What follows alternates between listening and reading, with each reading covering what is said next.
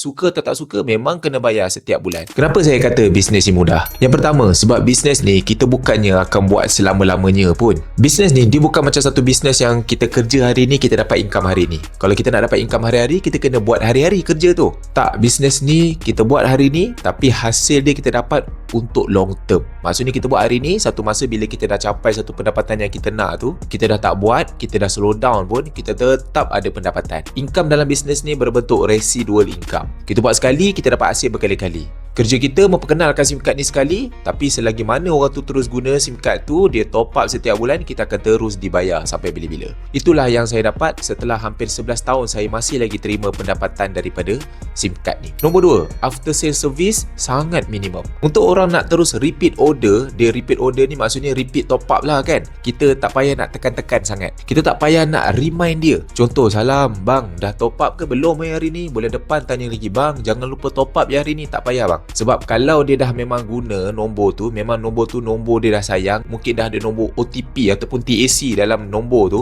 dia akan terus bayar tiap-tiap bulan sebab dah jadi keperluan. Handphone ni dah keperluan. Suka atau tak suka, memang kena bayar setiap bulan. Contoh bisnes-bisnes lain kan, kita nak dapat repeat sale tu, mungkin kita nak bagi remind tu kena kerap. Contoh, kita kena sentiasa keluarkan design-design yang baru, ataupun kita kena keluarkan menu-menu yang baru untuk kita nak galakkan mereka repeat sale. Tapi dalam telco ni bang, kita tak payah keluarkan baru-baru punya menu pun. Dia dah memang guna handphone, memang dia akan bayar tiap-tiap bulan punya. Dan nombor 2, mereka nak bayar ni, mereka tak payah cari kita, tak payah lalu kita. Mereka boleh bayar di mana-mana seperti biasa. Kita tak pasal-pasal dapat komisen daripada syarikat. Nombor 3, support system. Saya tahu kebanyakannya orang bukan dia tak nak bermula, tapi dia takut gagal. Ataupun dia dah pernah ada pengalaman gagal dalam bisnes lain sebelum ni. Sebab tu dalam bisnes tuan-tuan ni, kita dah set up satu blueprint yang mana dengan follow je apa kaedah yang kita ajar, boleh dapat pendapatan ekstra dalam 3,000 sebulan. Lagi rajin, lagi besar lah dapat. Kita dah sediakan guideline, kita berikan bahan-bahan semua, tinggal copy paste saja kebanyakannya. Tak payah nak start from zero, nak fikir semua benda, tak payah sebab kebanyakannya kita dah sediakan.